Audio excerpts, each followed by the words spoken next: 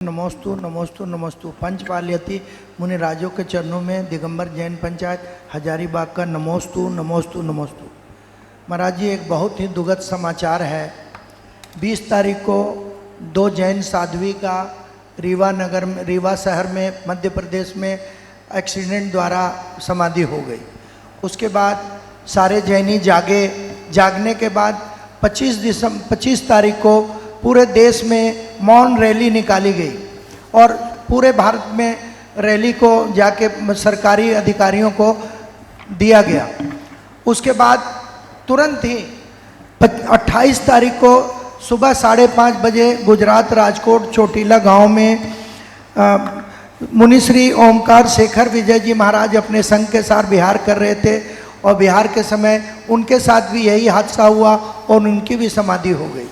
तो महाराज जी, क्या इसी तरह हमारे जैन साधु साध्वी काल के गाल पे चलते चले जाएंगे और हम लोग रैली निकालें या कुछ करें तो इसके लिए कोई ठोस समाधान नहीं होगा तो ये धर्म कैसे बचेगा? महाराज जी, बंधुओं, आपने जिस घटना का उल्लेख किया है ये निश्चित रूप से बहुत ही झकझोरने वाली घटना है और मैं तो इस पर विगत दिनों से लगातार आप सबको बोल रहा हूं। समाज को जागना होगा। मैंने कहा था कि अगर समाज जाग गई तो ये घटना इतिहास बनेगी और नहीं जागी तो यही हमारा भविष्य होगा। 20 तारीख और 28 तारीख में मात्र 8 दिन का अंतराल और 8 दिन के अंतराल में ही हमारे बीच से एक साधु महात्मा का अवसान हो गया, हमारे बीच से चले गए। समाज को चेतना होगा, इसके लिए जागना होगा। मैं आप सबसे कहना चाहता हूं, केवल दुख, क्षोभ और आक्रोश प्रकट करने से कुछ नहीं होगा। हम प्रतिक्रिया नहीं, अब परिणाम चाहिए, इसका समाधान चाहिए।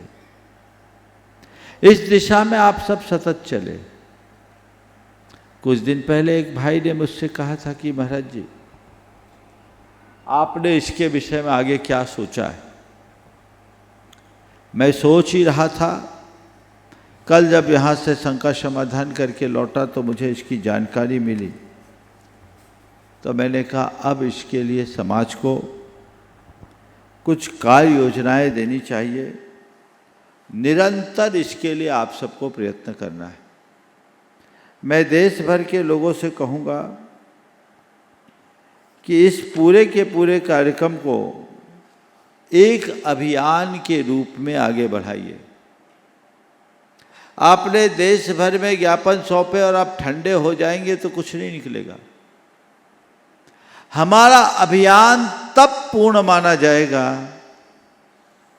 जब हमारे इस देश में विहार करने वाले हर साधु संत पूरी तरह सुरक्षित होंगे और उनका विहार निर्बाध होगा। पर मुझे मालूम है ये कार्य अकेले समाज के दम पर संभव नहीं है। इसमें शासन प्रशासन का पूर्ण सहयोग, समाज की सक्रिय भागीदारी और सर्व समाज को जोड़कर चलना होगा। अभी मैंने इसके लिए एक 7 दिवसीय योजना बनाई। उन 7 दिवसीय योजना में हमें सबसे पहले अपने पूरे के पूरे मांग को लोगों के बीच में रखना चाहिए और सबसे पहले अभी आने वाले 2 दिनों में अपने जो मुख्य मांग है उनकी आधिकारिक पत्र जारी करे और उसे सोशल मीडिया में अपना अभियान शुरू करे। क्योंकि हम देखते हैं आजकल ज़मीनी आंदोलन से ज़्यादा सार्थक आंदोलन सोशल मीडिया चला रहा है और अभी तो पूरे देश को सोशल मीडिया का आंदोलन ही हिला रखा है, जैसा आप लोगों से मुझे मालूम पड़ा है। आप सब समझ रहे हैं। तो सोशल मीडिया में अभियान चलाइए। अपने जितने प्रमुख मांग है उन मांगों को आप सार्वजनिक कीजिए जो ज्ञापन के माध्यम से आपके मांग गए हैं। चूँकि अभी सरकार ने रीवा की घटना में तो एक SIT गठित कर दी, लेकिन आगे भी हो, ये जांच समयबद्ध हो, रिपोर्ट सार्वजनिक हो, दोषियों पर कठोर दंड हो, गैर इरादतन हत्या सहित उनके लिए उपयुक्त कार्रवाई हो, त्वरित न्यायालय में इसकी सुनवाई हो, राष्ट्रीय संत सुरक्षा नीति बने। ये सरकार के लिए आप जोर दे के कहिए।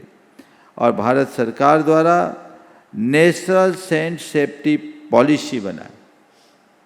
नेशनल सेंट सेफ्टी पॉलिसी सरकार से आप बोलिए, सरकार तक ये बात पहुंचाएं कि सरकार ये घोषित करे ताकि हमारे सारे साधु संत सुरक्षित रहे।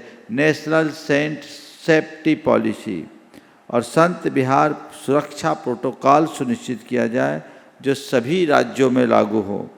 संत विहार सुरक्षा प्रोटोकॉल, संत विहार मार्ग सुरक्षा योजना, जब भी संतों का विहार हो पैदल मार्ग को सुरक्षित किया जाए। चेतावनी बोर्ड लगाया जाए जहां संतों का विहार होता है। गति पर नियंत्रण की बात निश्चित की जाए। संवेदनशील मार्गों को चिन्हित किया जाए और विशेष पुलिस समन्वय अधिकारी जहां बड़े साधु संतों का विहार हो रहा वहां किया जाए। उस समय भारी वाहनों पर नियंत्रण हो। जिस रास्ते पर संतों का विहार हो रहा हो वहाँ स्पीड लिमिट हो, रात्रि में भी नियंत्रण हो और विशेष नागरिक निगरानी हो।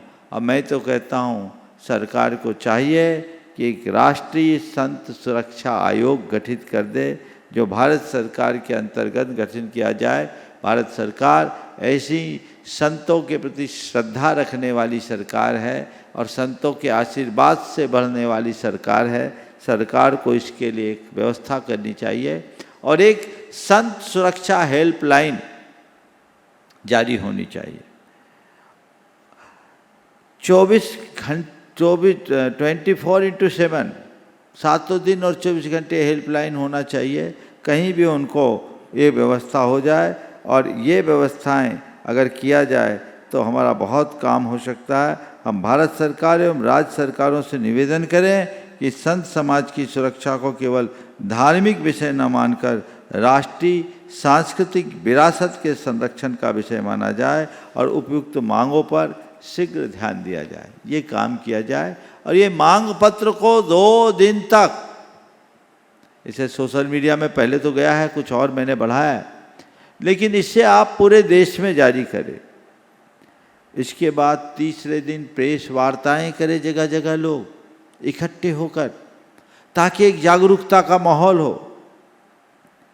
और चौथे और 5वें दिन हमारे समाजों का प्रतिनिधिमंडल प्रशासनिक अधिकारियों से मिले, उन तक अपनी बात पहुंचाए। ये अभियान तब आगे बढ़ेगा।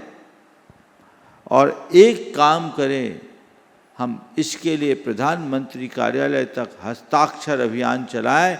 देश भर से कम 10 लाख हस्ताक्षर हो, या ऑनलाइन भी हो सके, ऑफलाइन भी हो सके। युवा वर्ग इसमें आगे आए। इसके लिए एक संत सुरक्षा अभियान के रूप में, राष्ट्रीय संत सुरक्षा अभियान के रूप में एक संगठन बनाया जाए और राष्ट्रीय स्तर से नीचे स्तर तक की इसकी कार्रवाई की जाए, जिसमें समाज के सभी वर्गों के लोग जुड़े। और जैन के साथ साथ हम अन्य बंधुओं को भी इसके साथ जोड़ करके चले तो बहुत अच्छा होगा। ऑनलाइन हस्ताक्षर अभियान एक साथ पूरे देश में हो, इसे योजनाबद्ध तरीके से काम किया जाए। और 7वें दिन हम संत सुरक्षा संकल्प सभा जगह जगह आयोजित करें, जिससे लोगों के हृदय में संतों की सुरक्षा की प्रेरणा जगे। तो ये बहुत बड़ा काम हो सकता है। प्रथम चरण में ये 2 कार्य 1 सप्ताह के लिए निरंतर किया जाए और सरकार के प्रतिनिधियों से इसके लिए पूरा दबाव बनाया जाए तो बहुत बड़ा परिवर्तन आ सकता है। आप सब जानते हैं, सरकारें हैं, नेता लोग हैं, आपके सामने कुछ बोल देते हैं, लेकिन उसके बाद बातें जहाँ के तहाँ हो जाती है। मानवाधिकार आयोग के प्रमुख ने भी इस विषय में अपनी बात की, लेकिन ये चीज़ें जारी होने के बाद भी ज़मीनी हकीकत नहीं बन पाती। इसके लिए हमें बहुत जागरूकता से आगे आना होगा। तो मैं पूरे देश भर की जैन समाज से ये कहूँगा, इस तरह की घटनाएं होते रहेगी और आप आंसू बहाते रहेंगे। अभी जिन महाराज साहब का आपने उल्लेख किया, ज़्यादा उम्र भी नहीं दिख रही है, एकदम यौवन अवस्था। और आप देखिए जिनकी अभी आपके बीच में तस्वीर आ रही है, ओंकार शेखर विजय जी महाराज साहब असमय में चले गए। उनकी जो एक्सीडेंट की वीडियो आई वो इतनी खौफनाक है कि दिखाया भी नहीं जा सकता। किस तरीके से शरीर कुचल दिया गया, ये कितनी निर्ममता की बात है।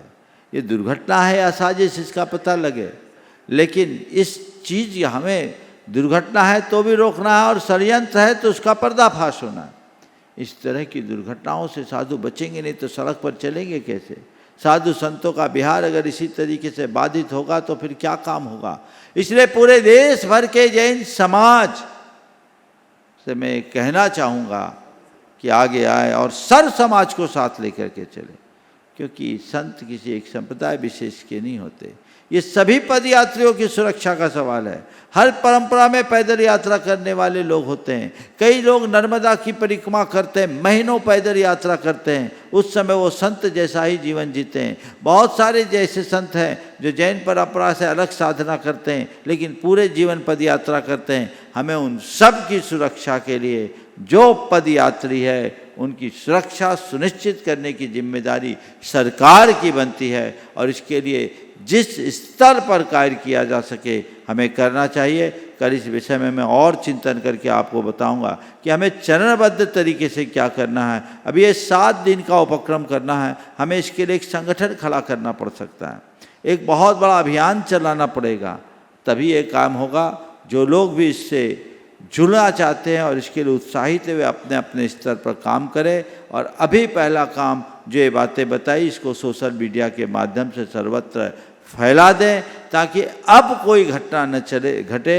हम कब तक इतने साधु संतों की बलि चढ़ाते रहेंगे और मूक दर्शक बनेंगे, या थोड़ी प्रतिक्रिया मात्र व्यक्त करके अपने आप को हम कृतार्थ महसूस करेंगे। यदि ऐसी स्थिति रही तो स्थिति भयावह होगी, इसलिए इसके प्रति जागरूक रहें। नमोस्तु।